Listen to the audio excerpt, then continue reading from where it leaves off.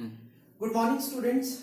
So, now let us begin with the second chapter of macroeconomics. The first chapter we have already seen. This chapter of macroeconomics, that is the second chapter, is all about the basic concepts of macroeconomics. In this chapter, we have to study some basic concepts of macroeconomics. So, before going ahead in macroeconomics, we have to know certain basic things which we will see in other chapters. So, first of all, we have to make ourselves familiar with the different concepts of macroeconomics. Now, let us begin. The first part of this some basic concepts of macroeconomics is the classification of goods. हमने goods के बारे में बहुत पढ़ा है, 11th में भी पढ़ा है, आप हर चैप्टर में पढ़ते आए हो गुड्स के बारे में, गुड्स एंड सर्विसेज के बारे में. Now in this chapter we will see the classification of goods. What are the different types of goods? Now, first of all, these goods are being classified into four parts. That is final goods, intermediate goods, consumer goods and capital goods. ये चार तरीके के goods हम बता रहे हैं आपको कि चार तरीके के गुड्स होते हैं. Final goods, intermediate goods, consumer goods and capital goods. अब हम आगे बढ़ने से पहले हम कंसेप्ट देखेंगे फाइनल गुड्स का. सो फाइनल गुड्स क्या है? देखिए पहले here some important points regarding final goods are given. These points are that these goods have crossed boundary line of production. ये गुड्स ऐसे हैं जिन्होंने बाउंड्री लाइन प्रोडक्शन की क्रॉस कर ली है. So basically final goods are those goods which have crossed the boundary line of production. ये ऐसे गुड्स हैं जिन्होंने बाउंड्री लाइन प्रोडक्शन की क्रॉस कर ली है. मतलब अब इनमें किसी भी तरीके का चेंज होना या किसी भी तरीके का वैल्यू एडिशन पॉसिबल नहीं है. So final goods are those goods which have crossed the boundary line of production, जो प्रोडक्शन की बाउंड्री से बाहर आ चुके हैं. अब उनमें कुछ भी ऐड होना बाकी नहीं रह गया है. So for example, the shirt in a showroom is ready to be purchase by the consumer. वो कंज्यूमर तैयार है खरीदने के लिए, तो वो अगर कंज्यूमर खरीद लेगा तो वो बन जाएगी final good. Unless and until consumer purchase that shirt which is there in the showroom, that will not become final good. जब तक वो खरीद नहीं लेगा तब तक वो फाइनल गुड नहीं बनेगा. लेकिन अगर उस शर्ट को जो शोरूम में है उसको कंज्यूमर खरीद लाएगा तो अब उसमें कुछ भी वैल्यू एडिशन की बात नहीं रह गई. अब कंज्यूमर उसको कंजम्पशन, उस चीज का कंजम्पशन उस शर्ट को घर में लाके पहन सकता है. तो पहली चीज जो है इससे related, that is these goods have crossed the boundary line of production. ये ऐसे गुड्स होते हैं जिन्होंने बाउंड्री लाइन प्रोडक्शन की क्रॉस कर ली हो. अब इनमें कुछ भी एडिशन की बात बाकी नहीं होगी. Second thing, these are those goods which are ready to be consumed by their final users. ये ऐसे गुड्स हैं जो अपने फाइनल यूजर्स के द्वारा यूज करने के लिए तैयार हैं. और ये फाइनल यूजर्स हैं कौन? Who are the final users of these goods? Those who are consuming or those who consume these final goods. ऐसे फाइनल यूजर्स हैं कौन? These final users are consumers and producers. So why consumers consume final goods? The answer is simple, that consumers consume final goods for the satisfaction of their wants. अपनी wants को satisfy करने के लिए consumers जो हैं वो consumption करते हैं final goods का. Second thing, the other users of final goods are producers. So why producers use final goods? Producers use final goods which are being used as fixed assets in the process of production. Process of production में दूसरे goods को produce करने के लिए जो producers fix assets के तौर पे यूज करते हैं गुड्स को, वो प्रोड्यूसर्स के फाइनल गुड्स बनते हैं. फाइनल जिनमें अब कुछ भी एडिशन की गुंजाइश नहीं है.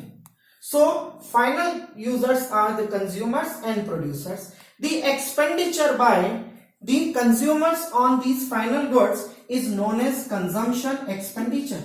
जो कंज्यूमर्स, जो फाइनल यूजर्स की कैटेगरी है कंज्यूमर्स, अगर वो इन फाइनल गुड्स को खरीदेंगे तो उस पे जितना भी खर्चा होगा that is known as the expenditure incurred by the consumers on the consumption of these final goods is known as consumption expenditure. And likewise whatever expenditure or the क्या कहते हैं expenditure incurred by the producers on these final goods is known as investment expenditure. तो ये investment expenditure होगा. And when we add this consumption expenditure and investment expenditure, we will get the total expenditure incurred on these final goods. In final goods पे कितना खर्चा हुआ है इसको देखने के लिए हम क्या करते हैं, we add consumption expenditure as well as investment expenditure. Consumption expenditure, the expenditure on final goods by the consumers, and investment expenditure is the expenditure incurred by producers on these final goods. Now let us continue with the second category of these goods, that is intermediate goods. So intermediate goods, अब intermediate इनके नाम से थोड़ा थोड़ा हमको पता लग रहा है कि इंटरमीडिएट है. कहीं कहीं ये कुछ ऐसे गुड्स हो सकते हैं जिनका हम यूज किसी और तरीके से कर सकते हैं. सो आप सही सोच रहे हैं. Intermediate goods are those goods which have not yet crossed the boundary line of production. ये ऐसे गुड्स हैं जिन्होंने अभी बाउंड्री लाइन प्रोडक्शन की क्रॉस नहीं करी है. They haven't crossed the boundary line of production. They have not yet crossed the boundary line of production. These goods are known as intermediate goods.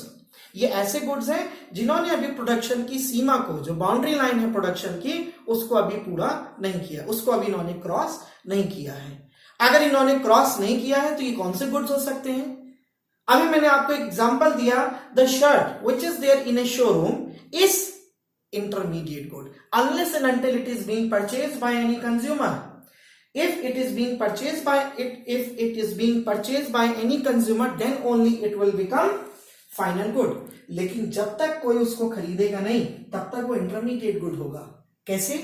The shirt, for example, if the shirt is being purchased by that showroom for the cost of ₹500 and it is in the showroom for sale for ₹550, therefore 50 rupees is still going to be added in the value of that shirt. That is why we are saying that these goods have not yet crossed the boundary line of production. अभी भी उसमें 50 रुपए add होना बाकी है. तो वो 50 रुपए जो आखिरी वैल्यू एडिशन है, वो जब फाइनल कंज्यूमर खरीद के ले जाएगा तब वो 50 रुपए का वैल्यू एडिशन भी हो जाएगा. तब वो गुड क्या हो जाएगा, इंटरमीडिएट से किस कैटेगरी में आ जाएगा, फाइनल गुड की कैटेगरी में. सो intermediate goods are those goods which have not yet crossed the boundary line of production. Likewise, these goods are used by producers as raw material. ये goods हम use करते हैं, producers इन goods को use करते हैं as raw material. ये raw material के तौर पे यूज होते हैं for the production of other goods. For example, the seeds of wheat used by the farmer for the production of wheat. गेहूं उगाने के लिए जो फार्मर गेहूं के बीज खरीद के लाएगा, that is the raw material for farmer. वो फार्मर का रॉ मटेरियल होगा और वो चीज क्या होगी, that seeds or those seeds will become the intermediate goods or those seeds are intermediate goods for that farmer. वो फार्मर के लिए इंटरमीडिएट गुड होगा क्योंकि वो यूज करेगा as a raw material. Now if that wheat is being purchased or if that wheat will going to be purchased by the mill, अगर कोई मिल उसको खरीदती है तो क्या होगा, उस मिल के लिए वो wheat क्या बन जाएगा, रॉ मटेरियल बन जाएगा.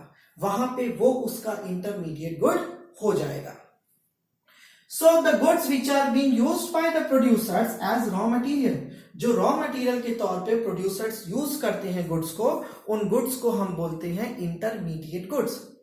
Likewise, intermediate goods can be the goods which are used by or which are used for resale purpose. जो हम रीसेल पर्पस के लिए भी अगर यूज करेंगे तो वो भी इंटरमीडिएट गुड्स होंगे। फॉर एग्जाम्पल जैसे मैंने अभी बताया, अगर शर्ट कोई शोरूम वाला खरीद के लाता है, अपने शोरूम में लगा के रखता है उस शर्ट को, तो जब तक वो शर्ट फाइनल कंज्यूमर नहीं ले जाएगा तब तक वो शर्ट उसका फाइनल गुड होगा, because it is meant for resale और रीसेल पर्पस के लिए। एक कन्फेक्शनरी की दुकान पे आप चॉकलेट का पैकेट देखते हैं, that is meant for resale, because he haven't produce that good. उसने प्रोड्यूस नहीं किया है, उसने किसी एजेंसी से खरीदा और उसको वो आगे बेचेगा, इसलिए वो that is meant for resale purpose. इसीलिए उसको हम क्या रखेंगे, किस कैटेगरी में रखेंगे, इंटरमीडिएट गुड्स की कैटेगरी में रखेंगे। सो intermediate goods are those goods which have not yet crossed the boundary line of production, and these goods are those goods which are being used by the producers as raw material and which are meant for the purpose of resale। वो दोबारा बिकने के लिए आगे जाते हैं। आप confectionery की दुकान पे एक बिस्किट का पैकेट खरीदते हैं, that is also meant for resale. तो उसके रीसेल के लिए हम जब गुड्स को यूज करेंगे, उस कंसेप्ट को, तो वो होगा intermediate goods. Now third category of this classification of goods is consumer goods. हम थर्ड कैटेगरी की तरफ बढ़ रहे हैं। पहले हमने देखा फाइनल और इंटरमीडिएट।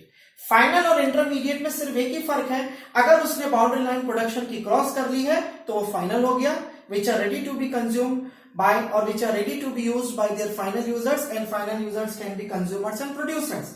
इंटरमीडिएट गुड अगर वो रॉ मटेरियल के तौर पे यूज किया जाएगा और उससे कोई दूसरा गुड बना के बेचा जाएगा तो वो इंटरमीडिएट गुड होगा।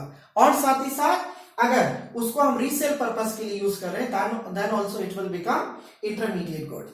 And how we will calculate the value addition. हम वैल्यू एडिशन कैसे कैलकुलेट करें? भाई आप सोचेंगे कि सर हमको बता रहे हैं कि वैल्यू ऐड होगा, वैल्यू ऐड होगा, वैल्यू एडिशन है क्या?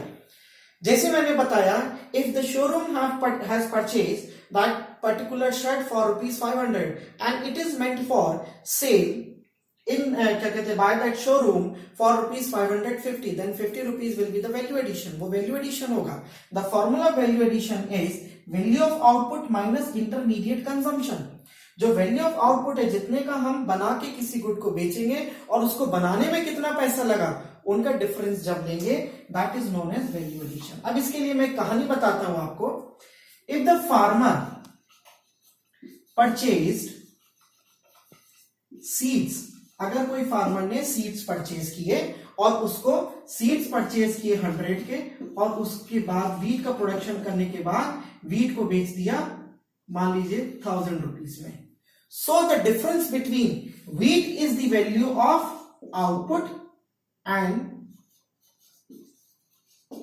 And seeds is the intermediate consumption. So the difference between value of output and intermediate consumption, इसके बीच का जो ₹900 था, दैट इज वैल्यू एडिशन। वो वैल्यू एडिशन होगा। अगर यही वीट को अब मिल अगर खरीद के ले जा रही है ₹1000 पे, अगर मिल ने खरीदा इसको ₹1000 पे, ठीक है, वीट को, उसके बाद इसको फ्लोर में कन्वर्ट करके when the mill has converted the wheat into flour, तो इसको अगर इसने बेचा ₹6000 का, तो यहां पे वैल्यू एडिशन कितना होगा, 5000 विल बी वैल्यू एडिशन। या वैल्यू एडिशन हो गया 5000 का। अब इस फ्लोर को अगर किसी बेकरी ने खरीद लिया ₹6000 पे, एंड आफ्टर मेकिंग ब्रेड, उस ब्रेड को उसने बेचा ₹13,000 में, so then value addition will be ₹7,000। Value addition ₹7,000 का होगा। तो इस तरीके से हम वैल्यू एडिशन निकालते हैं, क्योंकि जिस बीज की कीमत ₹100 थी, आज उसका कन्वर्जन होते उसकी कीमत कितनी बन गई है, ₹13,000। इस 13,000 में हर चीज की कीमत मिली हुई है। इस 13,000 में उस बीज की कीमत ₹100 भी मिली हुई है, इस 13,000 में उस वीट की कीमत भी मिली हुई है, इस 13,000 में आटा बनाने की कीमत भी मिली हुई है, इस 13,000 में ब्रेड को बनाने की कीमत भी मिली हुई है। So this means value addition. Value addition is being calculated as value of output minus intermediate consumption. जितना आउटपुट की वैल्यू होगी उसमें से अगर हमने जो उसको बनाने के लिए यूज किया होगा, जितना उसमें कॉस्ट लगाई होगी, उस इंटरमीडिएट कॉस्ट या इंटरमीडिएट कंजम्पशन को माइनस करेंगे तो हमको मिलेगा value addition. Now we will move further towards consumer goods. Consumer goods are those goods which are ready to be consumed by the consumers and which are being used by the consumers for satisfaction of their wants. अपनी wants को satisfy करने के लिए जो भी goods हम खरीदते हैं, whatever goods are being used for the satisfaction of human wants, these goods are known as consumer goods. इनको हम consumer goods बोलते हैं because these are meant for the satisfaction of wants. wants को satisfy करने के लिए हम इन goods का यूज करते हैं, इसलिए इनको हम बोलते हैं consumer goods. These goods are further classified into 4 categories. ये categories कौन कौन सी हैं?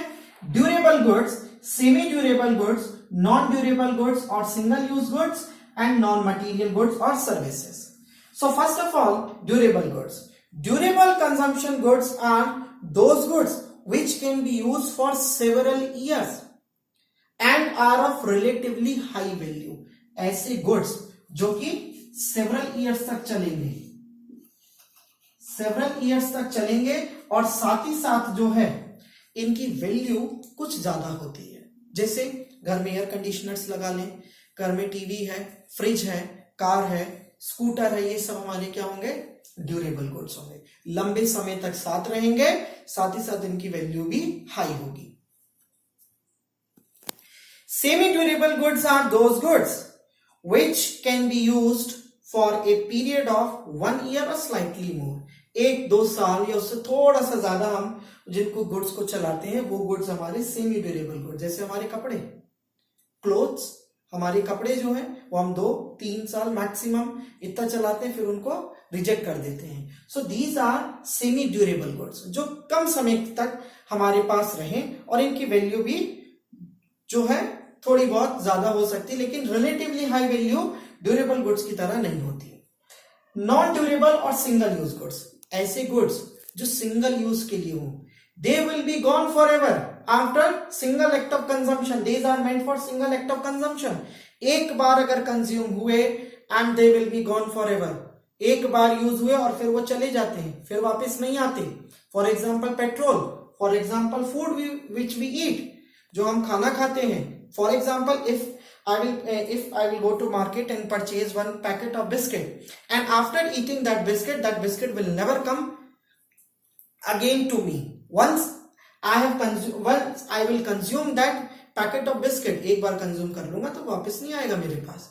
So this means non durable और सिंगल यूज गुड्स, ये सिंगल यूज गुड्स होते हैं. These are meant for single act of consumption. एक बार यूज करेंगे हमेशा के लिए चले जाएंगे. Once we use them they will gone forever, they will go forever, वो हमेशा के लिए चले जाएंगे. Non material goods and services are those goods, these are intangible goods. Non material means intangible, they do not have any material form, उनका कोई material form नहीं है, किसी पैकेट में नहीं मिलते हैं.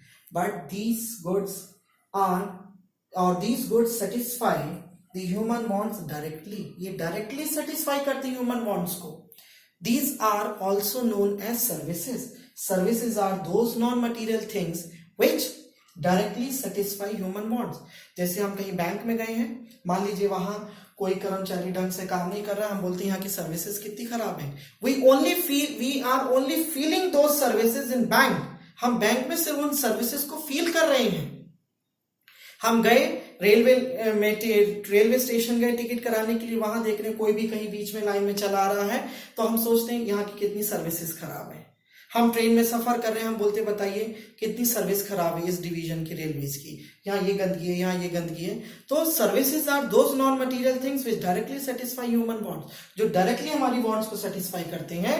And these are intangible in nature, we can not see but we only feel the presence of these services. हम सिर्फ feel कर सकते हैं.